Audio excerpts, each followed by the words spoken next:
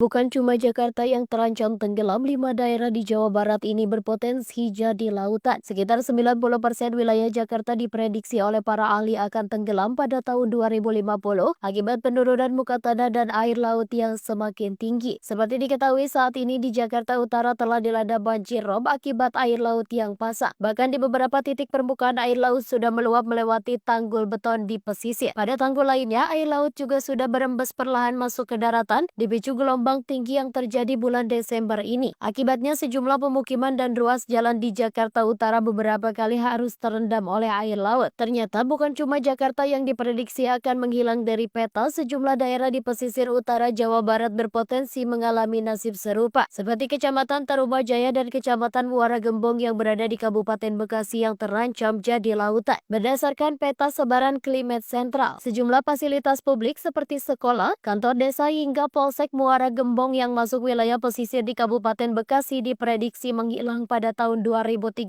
Selanjutnya ada sejumlah kecamatan di Kabupaten Karawang yang diprediksi tenggelam akibat naiknya ketinggian permukaan air laut. Total ada 7 kecamatan di Karawang yakni Pakis Jaya, Batu Jaya, Tirta Jaya, Cibuaya, Pedes, Cilamaya Kulon, dan Cilamaya Wetan. Diprediksi dalam waktu antara 5 hingga 6 tahun ke depan sejumlah kecamatan tersebut tak lagi jadi daratan. Masih di pesisir utara Jawa Barat, Climate Central juga diprediksi sejumlah daerah di Subang akan tenggelam pada tahun 2030. Beberapa wilayah di pesisir yang terkena imbas yaitu Kecamatan Cilabaya Girang, Blanakan, Sukasari, Legon Kulon, Pamanukan, Pusaka Negara, hingga Patimban. Ancaman tersebut juga berdampak pada keberadaan pelabuhan Patimban yang diproyeksikan menjadi pelabuhan terbesar seperti Tanjung Priok. Lalu ada Kecamatan Sukro, Patrol, Indramayu, Kadanghaur, Losarang, Catinggi, Pasekan, Balongan, Jantinyuat, Karangampel, Kerangkeng, de Indramayu. Dalam peta yang dirilis Climate Central, ancaman tersebut terlihat sudah mengepung area alun-alun Indramayu. Daerah tersebut di Jawa Barat yang diprediksi tenggelam pada tahun 2030